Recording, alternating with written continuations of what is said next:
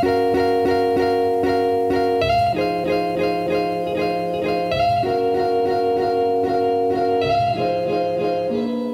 everyone, welcome back to the Commercial Real Estate Library Podcast. I'm Dave Tamanawala. You know my co-host Garrett McGilvery. And joining us today is the founder and executive chair of Allied Properties REIT, Michael Emory. Thanks for joining us. Morning, guys. Thanks for having me.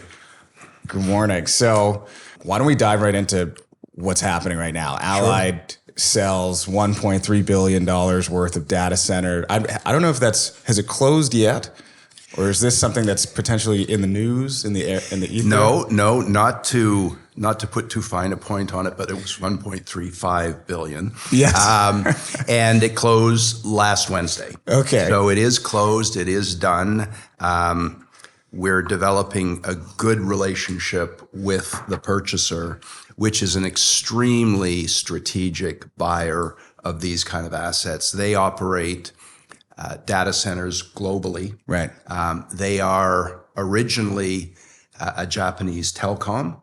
And I think in 1989, they acquired their first data center outside of Japan. And they have since expanded on that. They've got a portfolio in Asia. They've got a portfolio in Europe. They've got a portfolio in the United States. And now they've got the best portfolio in Canada. Hey. Yeah. There we go. That's exciting. And by the way, so we had originally had the podcast scheduled for last Wednesday, and our intern Connor was messaging saying, "Oh, maybe I should have messaged him earlier, and maybe he wanted to push us off just for a week." And then he was like, "Oh no, he was closing a billion." That's exactly right. We were closing that day, and while while the process had gone perfectly, almost from the beginning. It's still nerve-wracking until it's done. Oh, yeah. But it got done at about 10:30, 11 in the morning, and we felt pretty good about it. That's easy. I don't think I've ever closed something that early in the day. Yeah. No, it was planned impeccably by both parties and by the legal counsel representing both parties. It was a really enjoyable, albeit difficult transaction, difficult in the sense, I mean, it's an enormous asset. The level of due diligence was intense. Can we talk about, because I don't think, when most people think about Allied Properties, they think about light industrial building, best in class, unique office space all across Montreal, Toronto, Vancouver, Ottawa, Calgary, right? Right, yeah. But I don't think they think about data centers. No, most don't. The story there is fairly simple, and I'll relay it quickly and efficiently to the extent I can relay anything quickly and efficiently. But in 2009, in the aftermath of the global financial crisis, the owner of 151 Front Street West in Toronto, which is Canada's only internet hub, put it up for sale. RBC... Sorry, Go ahead, no problem. What is an internet hub? Well, that's a great question. What it started as is a telco hotel. So it's a place where the different telecoms co-located and interconnected with one another. Okay. And it is telco neutral. So it's not owned or operated by a telco because no telco wants to go into another telco's facility. So in order for them to interconnect, which is vital to their systems and vital to our telecommunication system, they need to be in a telco neutral, what was originally called a telco hotel. Then they create this hub, this massive interconnection of systems. And everybody wants to connect to that hub. Internet service providers, stock exchanges, countless other, in a way, users of the web want to connect to this massive hub. So it almost becomes a massive interconnection of different participants in the internet, and it becomes a hub for the internet. There are 8 in North America. There's only 1 in Canada, and it's 151 Front. Wow. And so we bought it then because we saw the opportunity to make up for one disadvantage our great buildings, which you're kind enough to acknowledge, didn't have. They were really good at accommodating people, but they were not good at accommodating equipment. You know, if you needed a backup diesel generator, no dice. I mean, we happily provide it, but there was no structure strong enough to carry it. And more importantly, there was no possible way to create a fuel farm adequate to the backup diesel generator, because if it's going to be adequate, you need a 3-day supply of fuel. And that's a lot of fuel. Okay. So our thinking was, to the extent our users, our customers have sophisticated equipment needs, we can arrange for them to locate at 151 Front, and then we can connect them fiber optically back to our different buildings. And that's really what we did. It was kind of similar to parking for us. Parking never gets you a deal, but if all else is equal and you have better parking, you get the deal. Right. Having the ability to provide access to an internet hub is never going to get you a deal, but if everything else is equal and you can provide access to that and someone needs it, you win. So this was the basis. We then expanded it, to make a long story short, and really created what is the largest serving, if you will, interconnection point in Canada's telecommunications infrastructure. Why? So there's only one in Canada. Why? It must be very difficult to create one of these things. And you know, the interesting thing about it, it's not like people said, okay, let's build an internet hub. They evolved. This particular facility evolved because it was built by CN for the original telex facilities. Okay.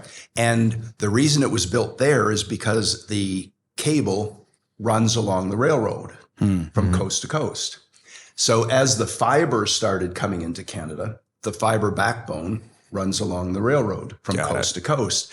So this was a perfect place to create an internet hub, and it started slowly, and it grew. And it gained almost geometric momentum as the need for interconnection in our world increased.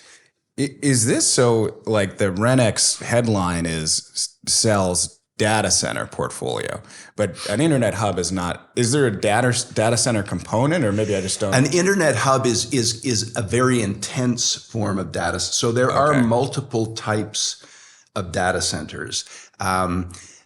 What we had were really the interconnection hubs, that role in data center activity.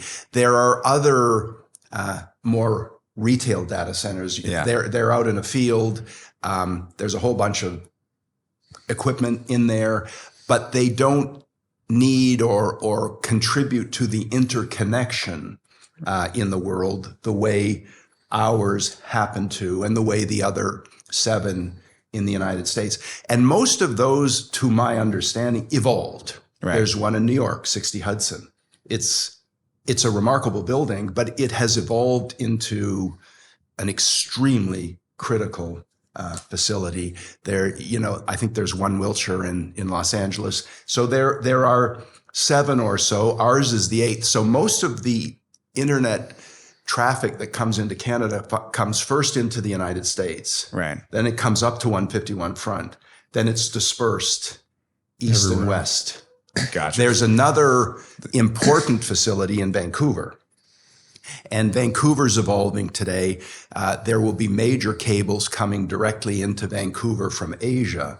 So an internet hub will evolve there. And the main reason we sold this asset at this point in time is we've taken it as far as we can, given meaningful local expertise. The capabilities you need to take it forward from here, and you can take it forward from here, are really global expertise. This is why we found, in many respects, the ideal buyer, an entity with global capability. They can they can build this facility more successfully than we can because they're operating globally. They have global relationships, et cetera, et cetera, et cetera. So I see KDDI, as it's called, I see them building meaningfully on this base. Right. It was a very perfect transaction. They paid well for it, but they're going to be able to add value to this asset base that we couldn't have. And over a 14-year period, we did really well with this asset base and created a lot of value and generated a lot of income. It must have been fun to value an asset like that, given the fact that, as you say, there's 8 in North America, very unique, but very critical piece of infrastructure. It's very hard to value, and it always has been. And we, as a public entity, we need to report our value every quarter. And I would have to say that element of our portfolio was probably the hardest to value. But fortunately, as the market evolved, the demand for these kind of facilities became greater and greater, and trades actually occurred. And those trades allowed us to have a base of understanding. Do you remember what you bought it for? Yeah. This is no word of exaggeration. We paid $192 million for 151 Front in 2009. It yielded 10.2% at the time. Nobody, and that's probably too strong, not many people knew what the hell it was, including Allied. We took the time to try to figure it out, and I think we did. But it was the scariest acquisition I've ever made because it was not squarely within our wheelhouse. But we really worked at it with very sophisticated input from both Canadian and US experts. And we came to the conclusion that the need for this interconnection was only going to grow. Right. And if you look at the utilization of interconnection in the facility, it literally went geometric from about 2009 onward. And so it was timely, but nobody understood it then, and not many people were prepared to bid on it. When we put a mortgage on it, which we did initially, it was unencumbered when we sold it. We had to pay like 7.5%. Again, lenders were scared of it. Everybody was scared of it. So in order to sell it, the vendor needed to offer it at a 10.2 unlevered yield. I mean, this is crazy. Right. And in order to fund it, we needed to pay a very good mortgage lender 7.5%. And it sort of went from there. And we expanded, and we certainly have a cost base higher than $192 million when we sold it. But it was a very profitable adventure. And I think we bought at the right time, and I really believe we sold at the right time, and reaffirmed our mission as a distinctive urban office operator, owner-operator. That's what we are. Yes. We're not a trader. We're not really a developer in the traditional sense. We don't develop stuff to sell it at a profit. We really try to create great opportunities for our customers through development or through acquisition. And, the outlook for acquisition and development in the next 24 months is probably pretty grim, but we're focused more on operations. That's really where the action is for us. Right. So, okay. So, that was, I'm glad we got to start with that. And I want to get into the core operations in a moment, and certainly the outlook, but just based on that. So you bought that in 2009, 190 million, 192, I think. 192 million. And that was an interesting time too, where probably people were saying, oh, this next 24 months looks grim. And maybe that's one of the reasons the opportunity presented itself. Yeah. Are there any sort of like out of the box kind of strange things that you're thinking of right now where you say, okay, this could be the next internet hub? Yeah. No, the honest and straight answer is no. Even then, it was kind of out of the blue. But the aftermath of the global financial crisis in Canada was different than the aftermath of what I'll call the pandemic and the subsequent recessionary environment. We came out really fast. There were two bad quarters. I think it was the fourth quarter of 2008 and the first quarter of 2009. And it was scary beyond belief. Right. But everybody was well-funded. Everybody was good at operating their business. It was just like the global financial system looked like it might melt right down. That was beyond frightening. But once it became clear that the global financial system wasn't going to melt down, and because of the stability of our financial system, we came out really fast in 2009. We're not coming out of this fast at all. I mean, whatever morass we're in, I think confidence has been more destroyed or has been destroyed for a longer period of time than it was in the global financial crisis. Interestingly, in Canada. Mm-hmm. Now, again, the U.S. suffered a little more from the global financial crisis than we did. Right. But no, what we're in now is it's actually operationally not that challenging, but confidence has been crushed. Now, it will recover. It always does. I think it's going to take longer this time for confidence to recover than it did following the global financial crisis. I really do. And would you mind, just not to harp on the negativity, but would you mind just opening that up a little bit and diagnosing the couple of the issues and challenges that office has? Office, the experience with office has been interesting pretty much from the beginning of the pandemic. Mm-hmm.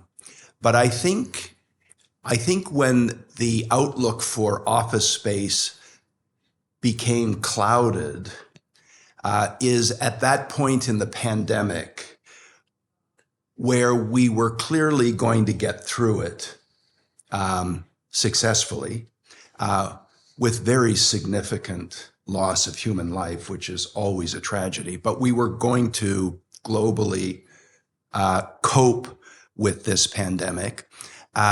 Then people started talking about working from home. That was when the confidence as it relates to the future of office space eroded significantly, if not outright collapsed. And that sort of continued through what I'll call the remainder of, let's call it 21, 22. But interestingly, in the beginning of 22, the outlook was beginning to improve for real estate generally, office as well. I think office then was the least favored asset class early in 2022, but the outlook was improving. Then the interest rate inflation episode, the cyclical decline started.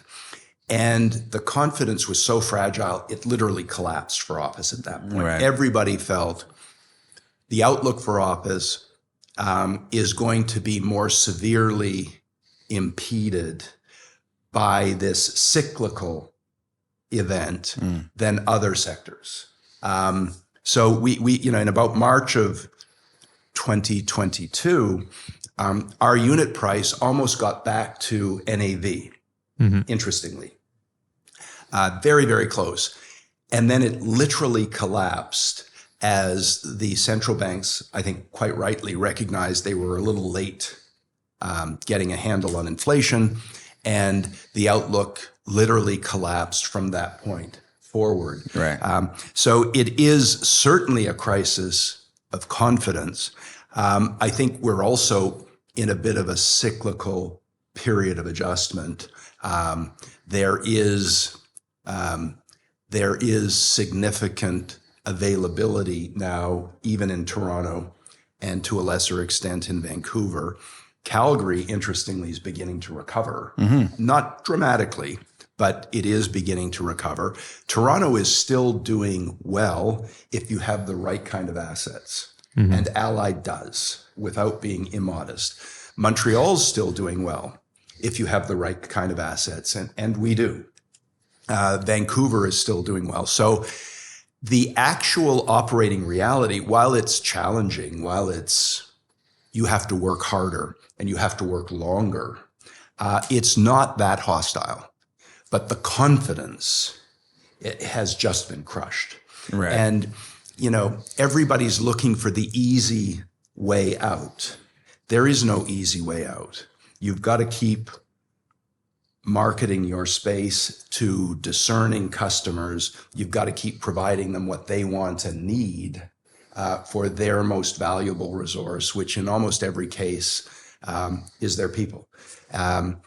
Fortunately, the cities are indeed coming back. Right. All you have to do is walk around in Toronto, in Montreal. They're coming back discernibly. Vancouver and Calgary came back much faster.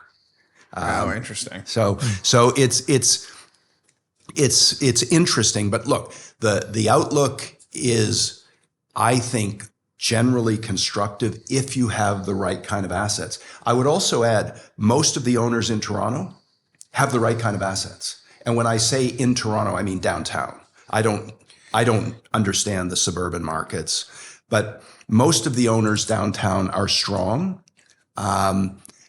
will work through any cyclical downturn, just as they have before. Right. And what do you define as the right kind of assets? Well, everybody has their own definition. In Allied's case, it's assets that are concentrated in amenity-rich urban neighborhoods downtown. Amenities are a big deal, everybody's favorite topic. No building is big enough to provide a full complex of amenities, but neighborhoods are. So downtown West, King and Spadina in particular, has an extraordinary array of amenities available to people within a very tight radius. The Well is going to open fully, I believe, in November on a retail basis. King Toronto will open, I think it's in 2024 or early 2025. All the retail users at King and Spadina are killing it. They're literally on fire. So it's out of control. Yeah, it's out of control again. It was out of control before the pandemic, and now it's out of control again. So what is that? That's human desire to be in amenity-rich urban neighborhoods. So for Allied, that's the definition of being certainly. The towers in the South Core, the towers in the core, the really good ones. Absolutely. I think the property that probably is riskier, and there's not a lot of it in Toronto, there's some, would be the commoditized assets that are drifting towards obsolescence. Fortunately, there's been so much demand in Toronto in the past decade and a half, that most owners have upgraded their assets. And the best example I can think of, and this is probably the most iconic office asset in Toronto, which is TD Centre. When there was significant vacancy in that building, Cadillac upgraded it to LEED EB Gold and LEED EB Platinum. They literally, instead of sort of chasing the market down, they upgraded the building, reinvested in it massively, and released it very, very successfully without compromising in terms of rent. That's the perfect example. Commerce Court has done that once, and they're going to do it again. On and on and on. So a lot of the inventory in downtown Toronto has been elevated to compete with the new inventory. The new inventory is definitely better. It's more sustainable. It's more conducive to wellness. We believe there's more amenity richness in downtown East and downtown West than there is in the core, but the core is pretty good. The core is pretty good, and those buildings are being elevated to the point where they can compete with the new structures pretty much head on. So we're in a virtuous cycle here that I think will hold us in good stead. Still, are there some weaker buildings? For sure. I'm not going to identify them because that'll get me in trouble. But there are weaker buildings and there are stronger buildings.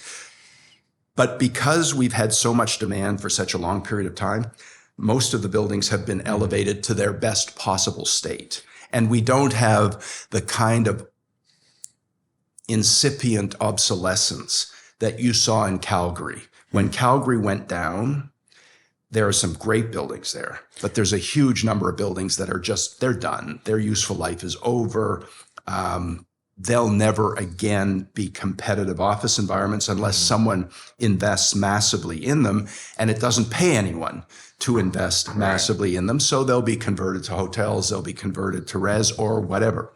But, Calgary is stabilizing. That much I can say. Will it ever be back to the level of frenzy we saw in the last energy-driven cycle? Probably not. Will it be a viable office market going forward in Canada? For sure. Have you noticed a significant change in either the tenant profile that's most active or even like lease structure, that kind of thing, tenant allowances? Like, what do you have to do to get some of these guys in a building? We haven't noticed a significant shift in the type of tenant attracted to our portfolio. We use the term knowledge-based organizations. It's useful. It's so broad. It can almost embrace anything these days. But certainly tech, as commonly understood, remains a big part of our user base.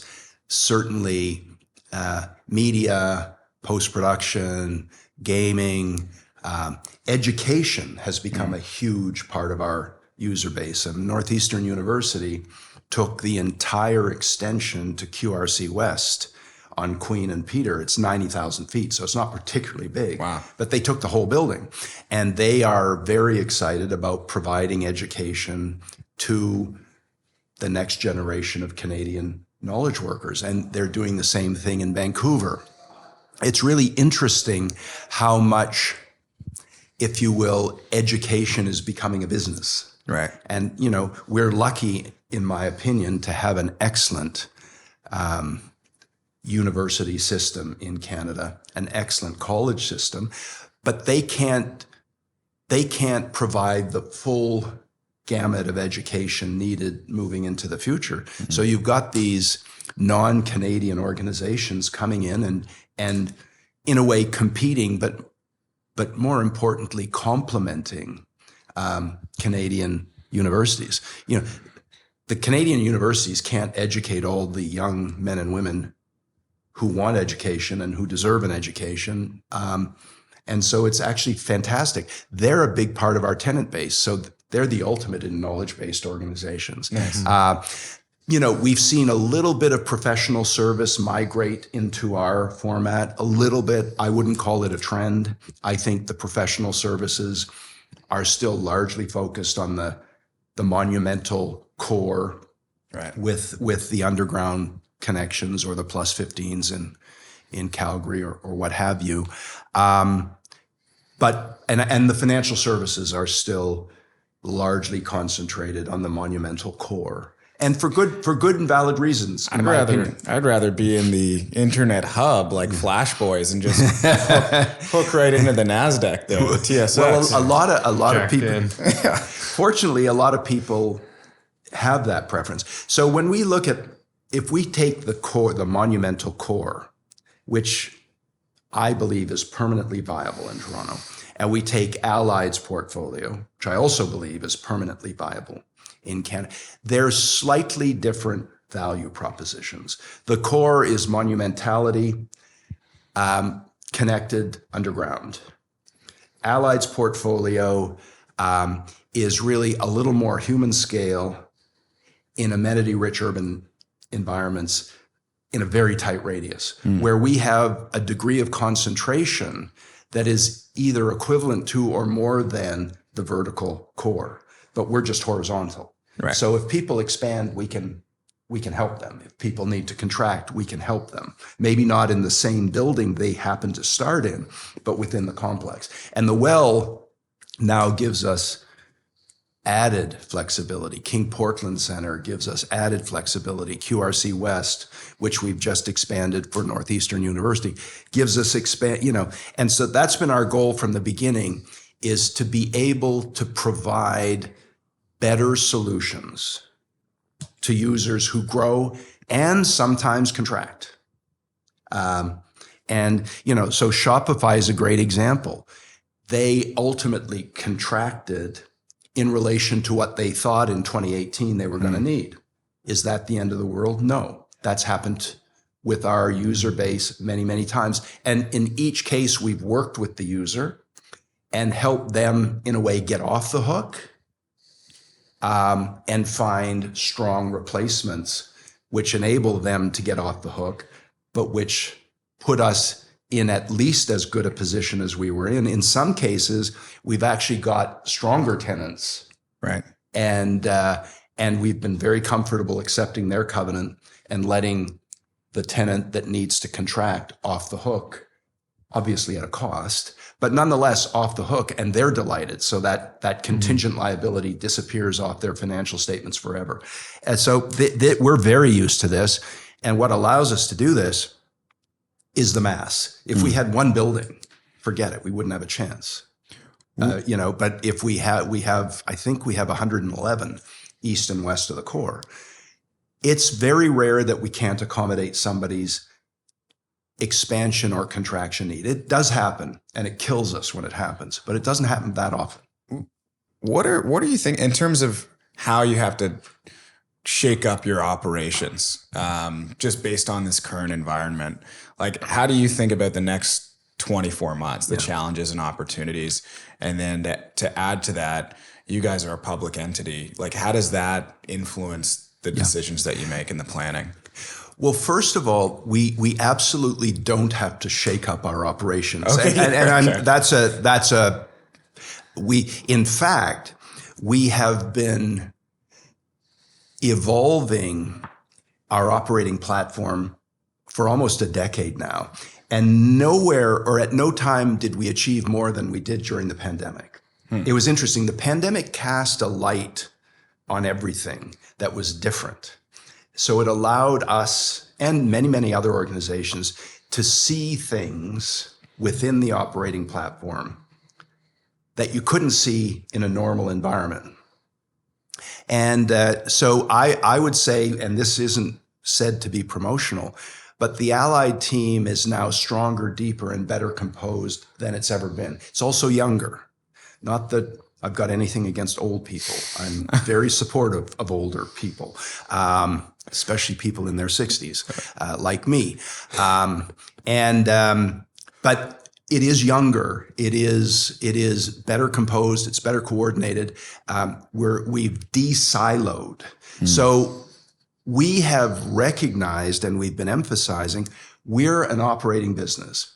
Operations is everything. We're not an acquisitions business. We do acquire stuff, but only if it'll make us a better operator. We're not a development business. We do develop stuff, but only if it'll make us a better operator. Everything is validated or not by its ability to strengthen our operations. So I think what we need to do in the next couple of years in particular, and have been doing in the last two, is we need to understand exactly what people are doing over and above or as distinct from what they're saying, because there's a huge gap between what's being said and what's being done. And we've got to make our judgments based on what's being done. So our business is evolving at the ground level, at the grassroots level. We've got to know what tenants want, what they need. Forget what's being said about whatever.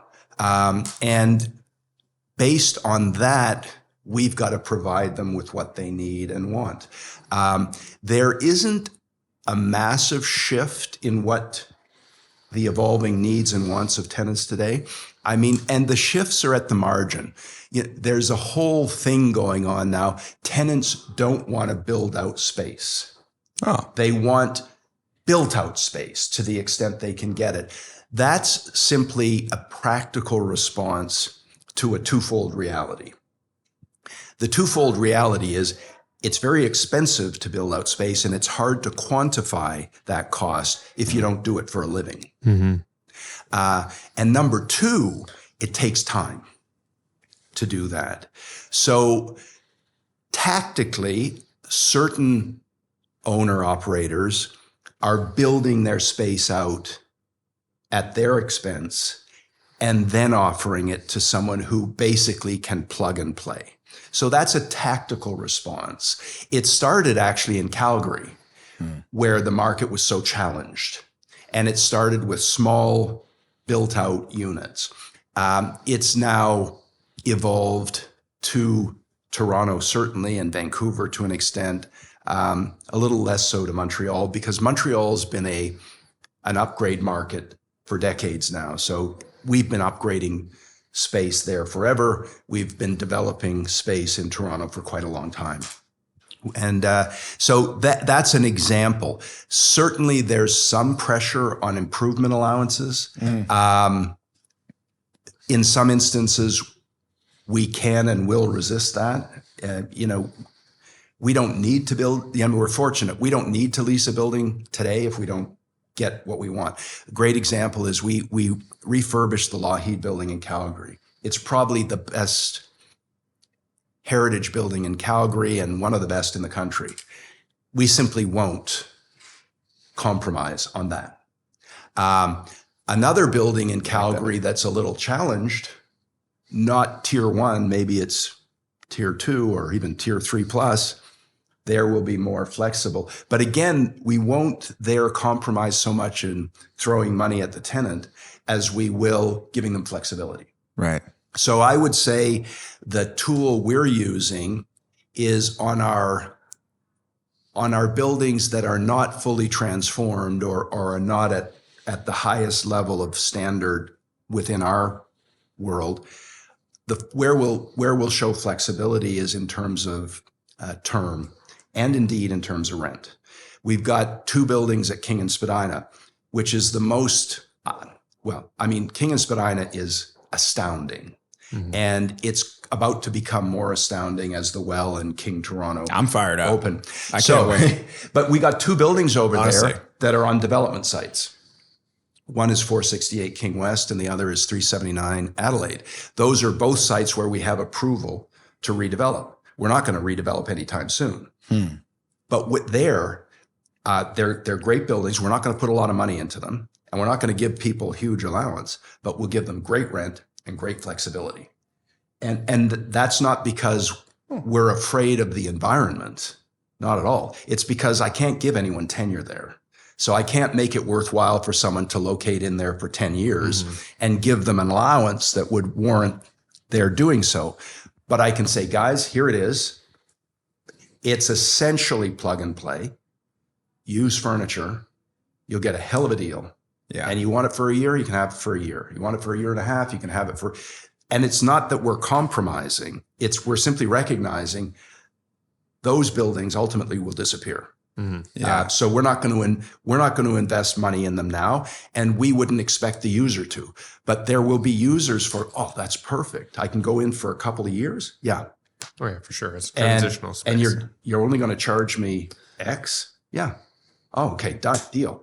And again, so you got to understand your asset base. At the Well, we're not compromising with anybody.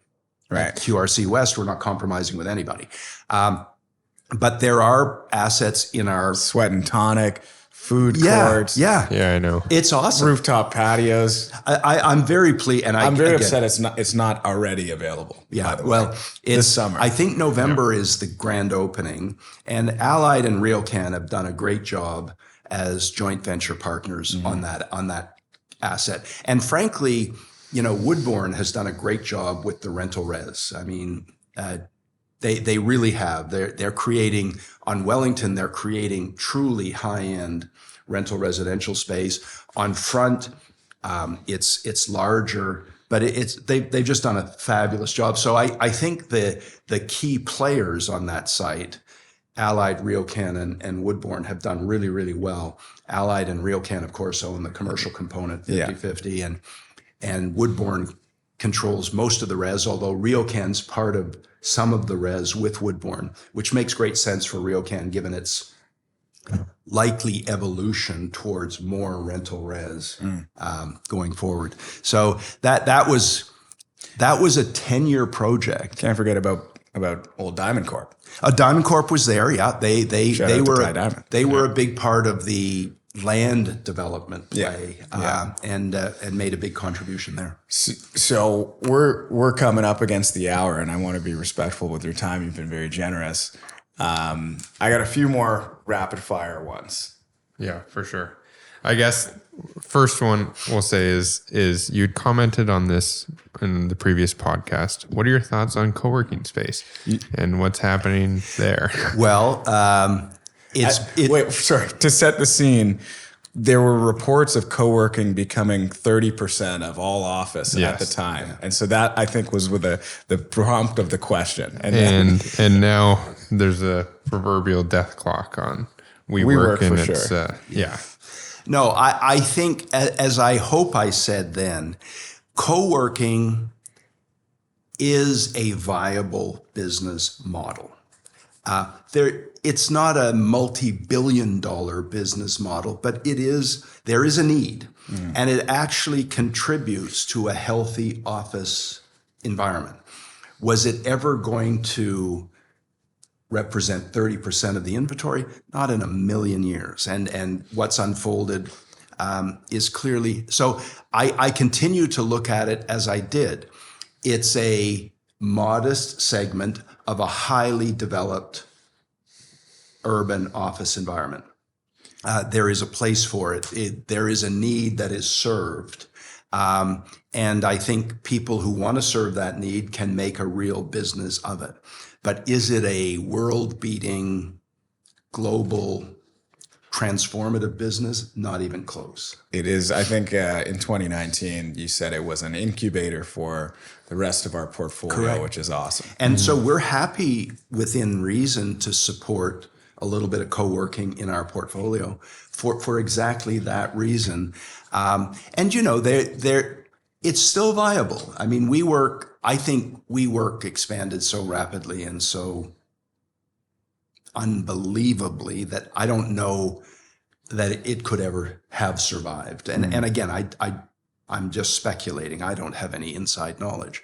But I think there are other models that will continue to work. Right. And will continue, are they taking over the office market? Not even close. Right.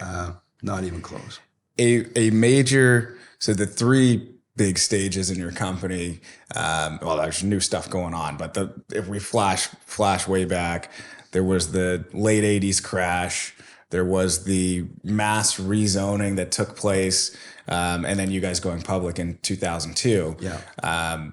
Are you now we've got Olivia Chow in Toronto, Doug Ford is doing things with what are they called? PMTSAs. Are you guys looking to really take advantage of some of those? Like, are there any big policy changes coming up that you think that is not going to really change your? No, I tend to think that the municipal government is the most important government in relation to our business. The provincial government, of course, ultimately controls the municipalities, but recognizing that it's really the municipal governments, and frankly and interestingly, it's really the ward councillors who matter when you're creating new space, creating new environments, managing conflict within the community. And what matters most to the ward councillors is actually what their constituents want and feel. So I think it continues to be incumbent upon owner-operators like us to ensure that we're perceived positively by the surrounding community. If we can do that, the community, I mean, this sounds kind of, I don't know, almost silly and naive, but if you can serve the surrounding community in a meaningful way, you will get what you need from the planners, you will get what you need from the ward councillors, you'll get what you need from the municipality. If, on the other hand, you run headlong into the community, sooner or later they'll shut you down. You can't bulldoze. Yeah, So I kind of like the way it worked. Now, my comments apply most to Toronto, where we do the most amount of transformative work.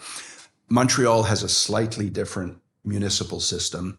But there we do more upgrade work, not development work. So we don't need we don't have the same reliance on approvals. Here we have extreme reliance on approvals, and we will get them if we are actually earning the support of the surrounding community. Literally. I mean, the ward councillors have, Adam Vaughan was helpful to Allied, not because he was doing us any favors, absolutely not, but because his constituents were supportive of what we were doing. Similarly, Joe Cressy was supportive of the well, not because he was doing Allied or RioCan any favors, but actually we had managed, and here's where Diamond Corp played a huge role in working with the surrounding community and getting their support for what was a very significant change in the neighborhood. And they supported the height on the corner. And then we agreed to sort of slope down towards Draper and Wellington. So I don't think there's anything systemic in our political system that is going to impede the growth of cities. I think Montreal, Toronto, Calgary, and Vancouver will continue to grow, will continue to evolve.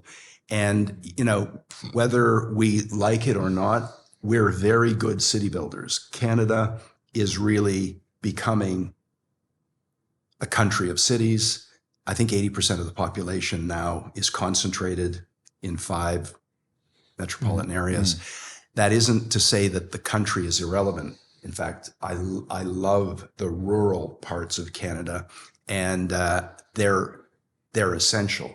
But our cities are really becoming the dominant organizing element in our country. And we're lucky, as a relatively small country of 40 million people, to have 4, arguably 6 major cities of real consequence. Yeah. I tend to think of the quartet, but Edmonton and Ottawa can't be ignored. So, I think of the quartet, but others I think they call it the NHL cities, which brings Ottawa and Edmonton into play.